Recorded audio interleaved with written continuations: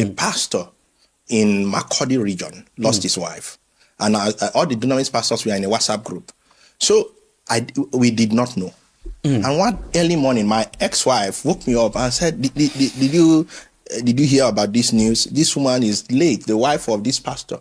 And I was shocked because as a pastor, I should know. Yeah. And I quickly went to the WhatsApp group. I said, sorry, please, to bring to your notice, I learned this pastor's wife died. What happened? We didn't know. And everybody ignored. You know, when you drop such a sensitive post, you expect people to respond, especially when it is everywhere. And nobody responded. And when I woke up later around 7, I was so angry. I said, I know you guys will not respond because you have no value for life. But I'm so disappointed at you guys. That's the kind of person I am. Sorry, that's the kind of person I am. I'm saying I'm so disappointed at you guys, and we demand an apology. So that was when all of them woke up. So who do you think you are? When did you come? The likes of Fidelis Alika. Where do you think you are? Timothy that has left too. And I said, I don't care. This pastor is a pastor that his wife Did died. you say that this was a WhatsApp group for pastors or for market women? I'm not joking. They insult until they removed me from the WhatsApp group. You don't like to see me when I want to get what I want. And especially when it is right. Abraham doesn't pack off. I may just be the only person. I'm not a crowd person. So I insisted. I said, Pastor Loche was the regional pastor there. Then I said, sir, you must apologize to us. They removed me off the WhatsApp group and now brought me back. And he apologized. So I said, well, I apologize too. Maybe I was high, but I needed to really set the record straight. I may be your junior in terms of when I came in, but when things are not done rightly, this woman served under Tunami's church, and when she died, let's know. I can't see him and say, hi, is your wife? And like, my wife is little. How does that sound? So now when we had convention, our pastor's wife, we had like a lunch. The pastor's wife were present, the pastors were present. So all of them said I should come and apologize. Now, when the issue happened, it was within us, the pastors. But when it happened, when they had convention, then I said I should come and apologize for what I said. Still, I apologized. But I told them I stand by my word that what happened, what we did as pastors is wrong. If a pastor's wife or anything happened, we should know. So, and we have a policy. You don't share your temptation downward. You share your temptation upward.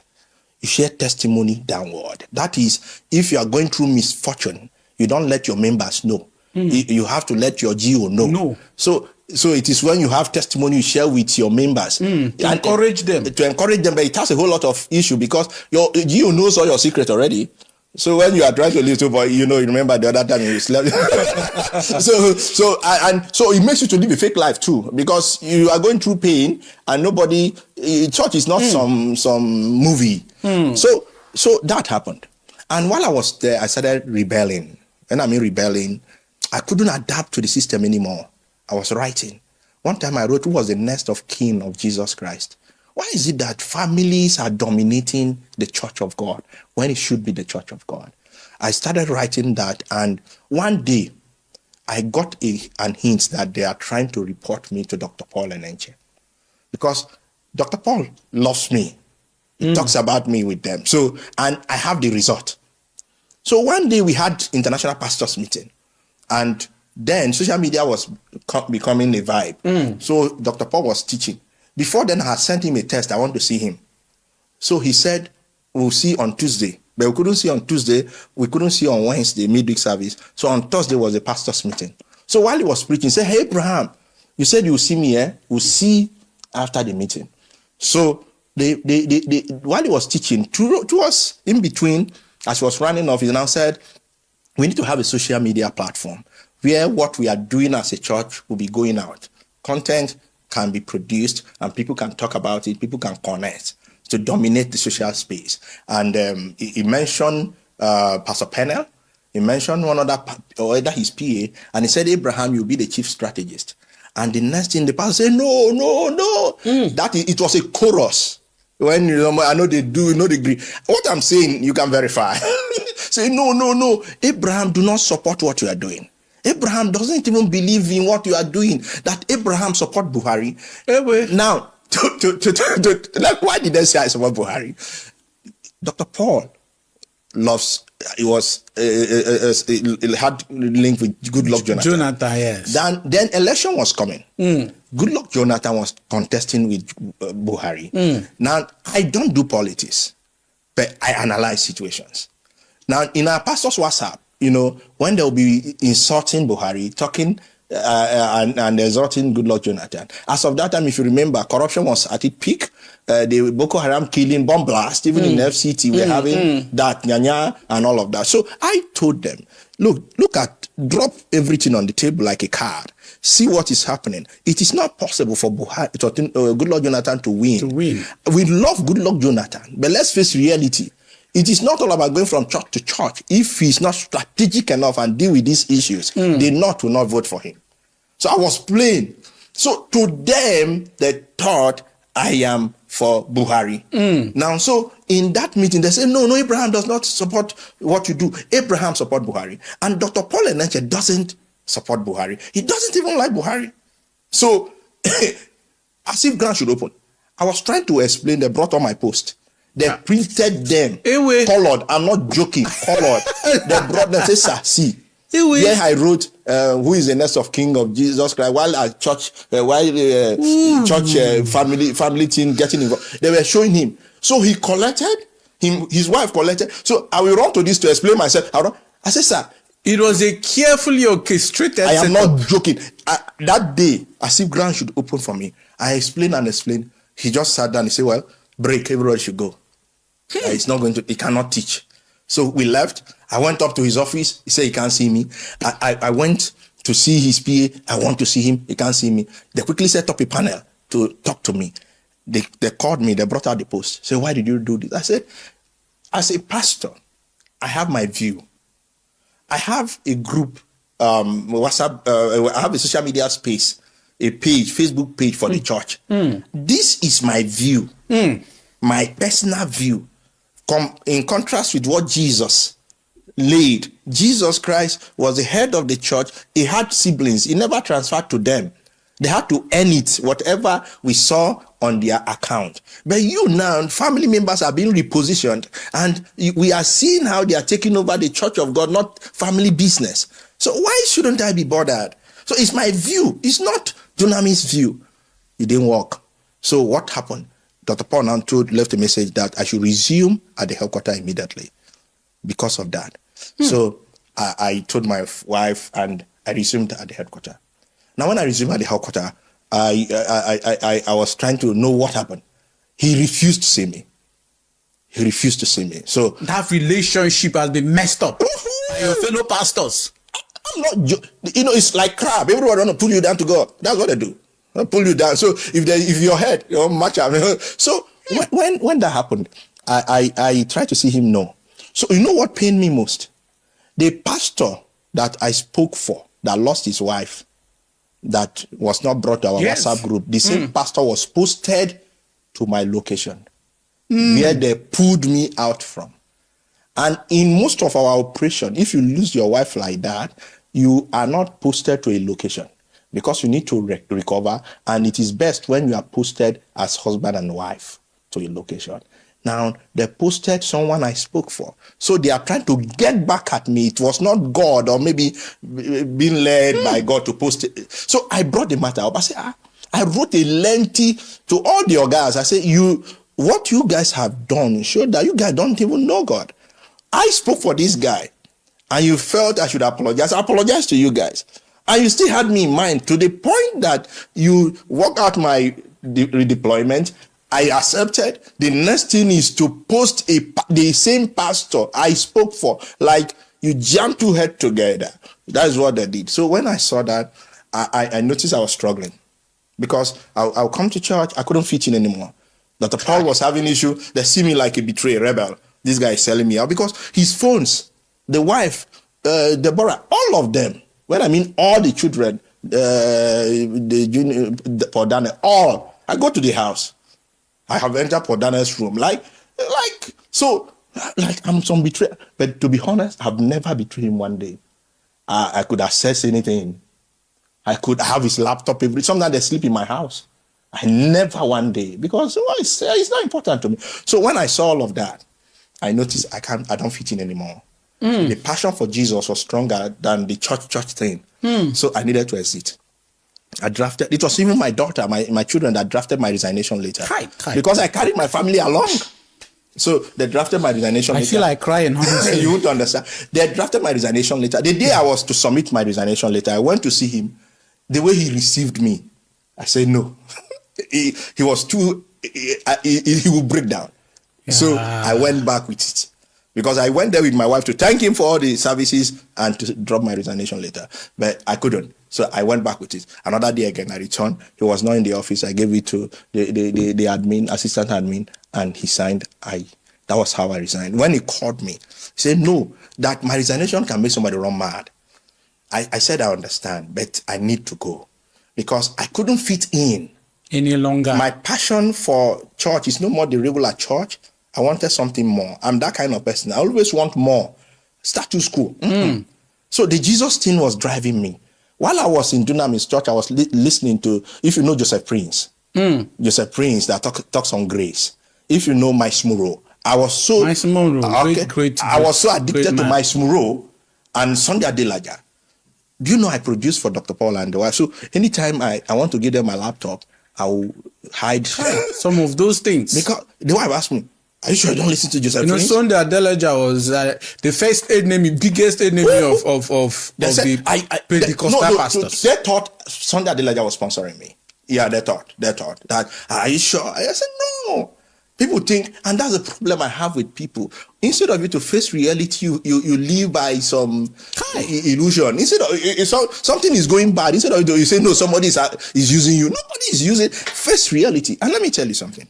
Some years ago, as a pastor, there's this pastor Ayo that left Dunamis. Was the first pastor that Dr. Paul raised and posted out. So he left. You know, he said he's not doing anymore. He resigned and left. He started a work in Kogi State. And it was during Christmas. As an ICT person and producer, he called me. He said, Abraham, can you come and set up my ICT for me? I said, okay. And it was holiday. It was my off time, so I was free. I used public transport. I went to Kogi. And we had Dunamis Church Kogi, Lokoja. So I said, well, let me branch and say hi to them. I branched to greet them. I saw my friend, the assistant pastor. I saw the main pastor. Oh, why are you in Lokoja? I said, I just came to see you guys. And I called the assistant pastor, please, I want to see Pastor Ayo. I need to do something for him. Can you direct me to his church? They directed me. Do you know, as I was doing the work, setting up and guiding them on what to do, equipment they should buy, do you know that they called Dr. Paul Eneche and told him that you were there? I was in Lokoja. Dr. Paul Eneche called the admin, Ochoga Emmanuel. Ochoga Emmanuel is in UK, so his names I'm calling. He called Ochoga that, where is Abraham? Ochoga called me and said, Abraham, where you did? I said, I'm in Lokoja. I'm trying to fix some things for Ayo. He said, return immediately. I returned. So I told Ayo, I started showing Ayo body language. I couldn't tell him what was happening. Because Ayo was your son, Ayo left, and it is the same work of God. What the fuck? It's the same work of God. So for me, innocency, I go help him. And of course, I will make some money too, because I set up equipment, you pay me for workmanship. So Ayo was trying to call me. I just ignore his call. Ayo is late now. Now, when that happened, he did that. Do you know? I'm telling you, and he will watch this because I know his church members will send it to him. Do you know he kept malice with me for more than either 3 months? As a producer. You mean Dr. Paul Eneche? I'm not joking. Malice because you tried I went to help Ayo. Let me tell you what happened. When that happened, we'll have HOD meetings in his office because then we are still at Area 1 upstairs, like the 10th floor. So we got there and everybody seated. I was seated. We were head of department too. And like, Abraham, are you sure you are meant to be here? We were like, Abraham, no day, who go there? Because I record the event. So it's not like your guy now. You now tell him, are you sure you're supposed to be here? So how do we record? So like, I stood up, I left. So that happened until one day he called me. to his office. And one thing about me, if you don't send me, I don't send you. I'm doing my job, and if you don't send me, if you say we get problem, tell me say we get problem. We'll go sort them out. So he called me, and one thing about me is he knows me for boldness. He called me and I said, Abraham, do you know you're my son? I said, yes. Do you know I love you? I said, yes. But you know what you did is wrong? I said, oh, sorry. He said something I will never forget in my life. He said, the enemy of your father is your enemy. That thing sank. So Ayo was meant to be my enemy because he's his assumed enemy. Yeah, and what did he do that he was assumed enemy? Nothing. Because do you know, sir, as I am no more a pastor of Dunamis, it will be a taboo for any of Dunamis pastor to be seen around me. I remember when Philip Abba left. There's a Philip Abba. Philip Abba was like his deputy. They had issue, he left. For if as a pastor I would need to see Philip Abba, I have to hide like a thief. Go and see him. Because the guy was so good to everybody. I served under him before I became, I moved to headquarters. But I can't see him publicly. I won't let anybody know that I saw him. Members will even call him. They all have his numbers. I don't know how they do that. So the church thing for me at that point, no, I don't fit in here. So when I left, I started what I call Kingdom Culture Bible Church, still in New Caro. So I did a vision presentation, and it was on Saturday. Just let people know why I left and all of that. In the evening, this I'm saying I may not have because voice call, but if he can look me into eye and said I'm lying, let's posterity judge. He called me. I said, Abraham, I heard you are starting to work in New Caro. Are you okay? Is something wrong with you? I said, sir, but I've left you. He said, but you didn't tell me that you are setting up a church. And of a truth, I didn't tell him. Because if I tell him I'm going to start a work, it will be hell.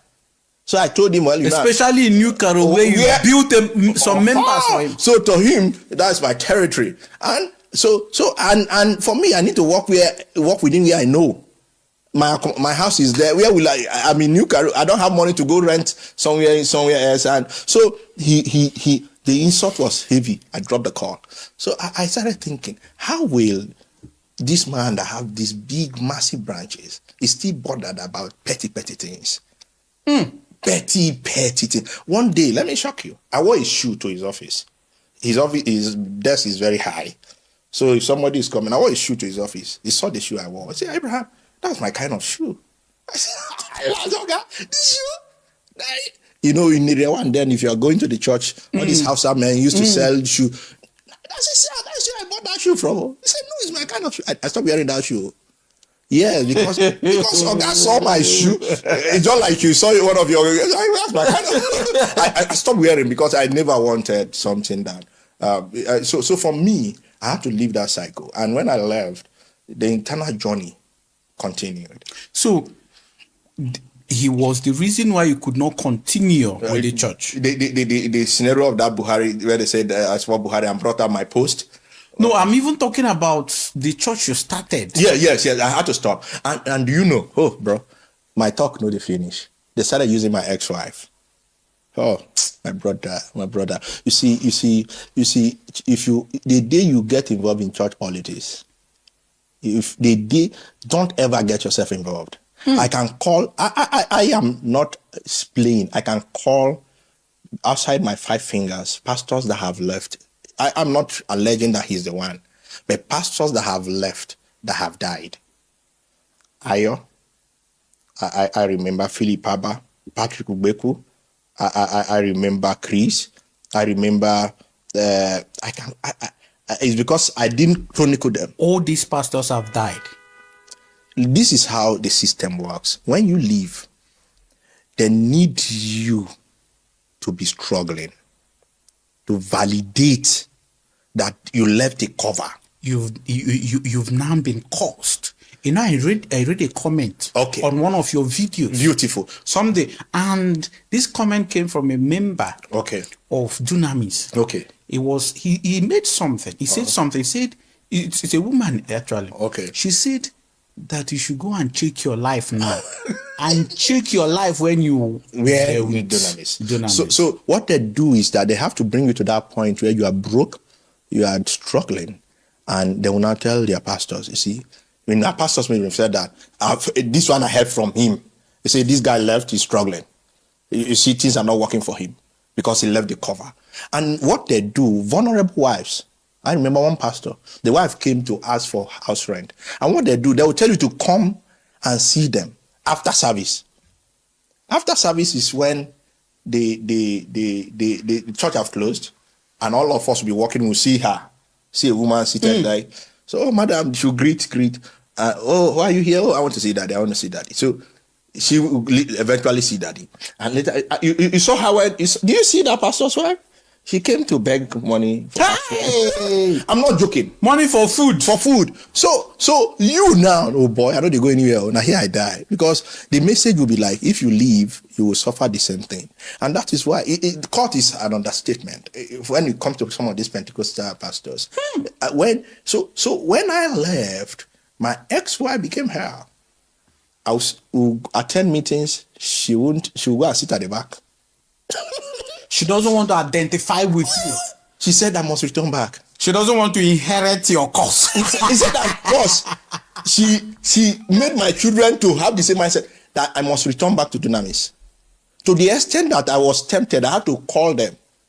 I had to make an attempt to even come back. That was around the same 2019, early part of 2019. I had to even come back here. So okay, you want me to come back for there to be peace? Okay, I will return back. Pastors were caught. My ex, because that's what they do, they'll crack into your family. And there can't be peace. If a woman tells you, if woman say, no, get peace for your house, and she's your wife, especially some of us that grew up in a very humble home, that have respect for people. We are not, I don't drink, I don't smoke, I don't, see now, even though I my dread and all, these are all costumes. I have, there's a hashtag I have for anti-profiling. I hate when people profile. Yeah. So do you know? One day, my ex-wife said, I now called him. I said, sir, I want to see you. He said, okay. He's doing prayer now. That after the prayer, it was like this January kind of prayer. So we met, and I told him, okay, I want to come back. I said, oh, so okay, that's good. And that everything you said about the church, I need to go and unsay it. Now, why will I talk right about the church? Am I bigger than Adeboye? You see, that mindset that some people have the key, the access code, the password. So they have that mindset. So how can somebody like me be talking about church reform when the bigger guys are not talking about it? So he said, who are you? You talk about church reform. Who are you? Oyedipo is there. Do you have evidence? What they call evidence is a car, the big auditorium. They don't understand that intellectualism. Sometimes ideas. they do understand, but they just don't want to accept it. Yeah, because they don't have capacity to ride on that. And so when he told they've walked so deep into the dark that finding the light becomes impossible. It's not child's play. When that happened, and I said, okay.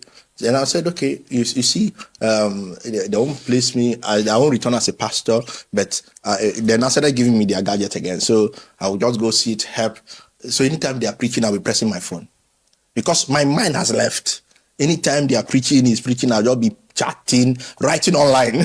Still be looking for trouble online. I don't know whether you understand. I'm still invalidating what he's saying online. So one day, I told him, okay, I'm doing your job for you. I moved to Lugbe. I was in Lugbe Federal, a new site. I said, okay, I don't have anything now. My children have changed school. Can you, the money you pay me in bulk, so that I can fix a school for my children, and I can get a car for myself, so that I used to do Uber, because the car I had was not verified by Uber. And they said they can't buy a car for me, but they gave me, I think, 200,000. So I had to get a car on hire purchase, and I was paying small, and I was doing their job. Until one day, I told my ex-wife, I am tired. I know they do again. Okay. I know if it means divorce, no problem. And it led to divorce. I can imagine the insult. See, you see, if I tell, you've not heard anything. If I tell you things, you can't sit where you are seated. If you understand empathy about life, you can't. Paul Eneche took me to prison.